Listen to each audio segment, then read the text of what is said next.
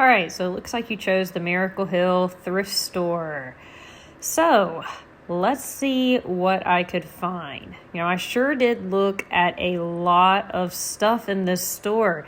I look at a lot of stuff in every store, but did I find anything? That's the big question.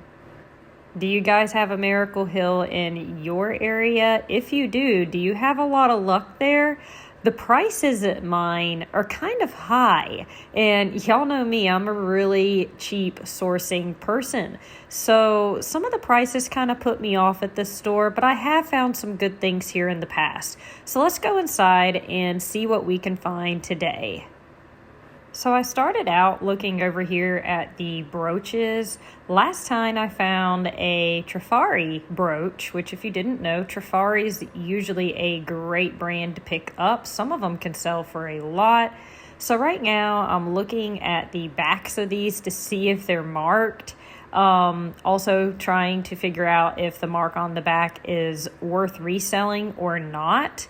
I love this beetle right here, and I probably should have picked it up and sold it. There was no marking, but I still think I should have picked it up and sold it. Would you guys have picked that up? So I know a lot of the unmarked brooches can be worth a lot too. I know about some of them, but this is definitely something I'm learning. So I'm just kind of checking these things out, and unfortunately I didn't really find anything that I was confident buying, except the beetle. I really wish I would have grabbed him.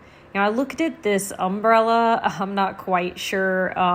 It did have a signing on the back, so I looked it up and realized that might have been worth about $10. So I moved on. So, it's a lot of stuff to look at. I do love at the Miracle Hill how they have a lot of their stuff sorted out by color. So these are purples and pinks, and it's just so pretty. And then we move over to the reds. As you see, I'm checking for any sort of thing to tell me how much these things are worth. I need to be able to look them up if I'm not familiar with them. That was a Fire King platter of some sort.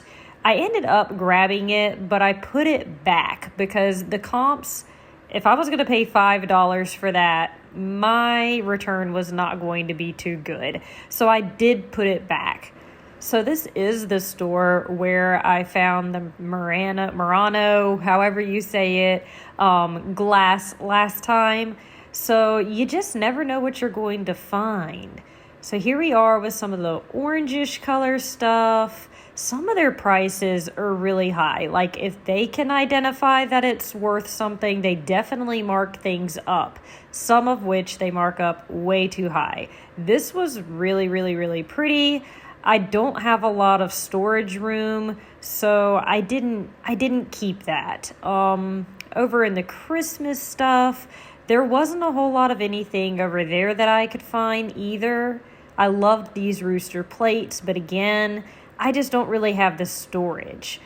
Something I would love for you guys to do is if I miss something, which is going to happen a lot, please let me know in the comments. Tell me what I walked right past and what I should have grabbed.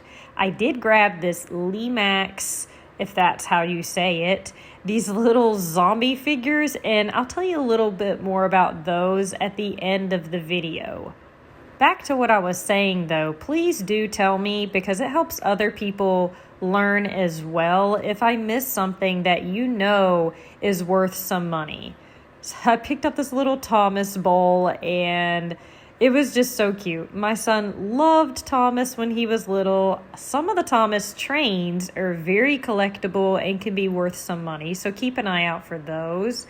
I love anything that has animals on it, and I think those type of things are easy to sell. I did not grab that though.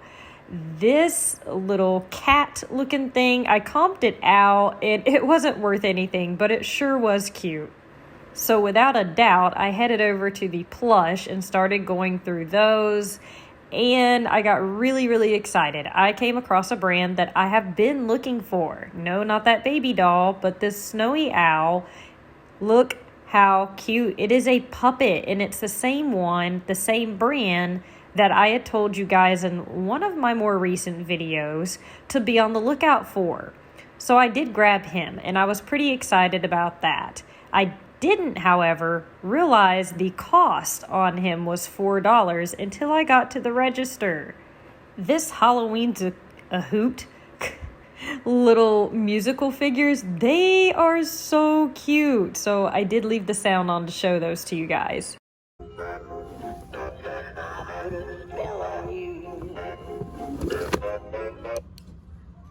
So I picked those up, check the end of my video to see a little more about those.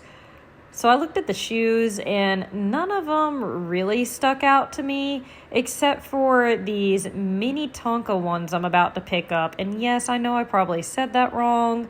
The reason I picked these up is because I heard that denim was supposed to make a swing in as far as trends for the spring. So I picked them up at $5.50. You see in my cart here, I only picked up those 4 things, so it wasn't that great of a trip. These were $5.50. Here is a comp on the owl, which I am so mad. That was $4. I would not typically spend $4 on a plush. Here is a comp on those adorable dancing ghouls from Cracker Barrel. Some of the Cracker Barrel merchandise sells really well, so I'm going to show you some of them, maybe to keep your eye out for. Wow, that plush went for a lot. These carolers did well too. Check out that fountain. With Easter coming up, these blow mold bunnies have been selling great.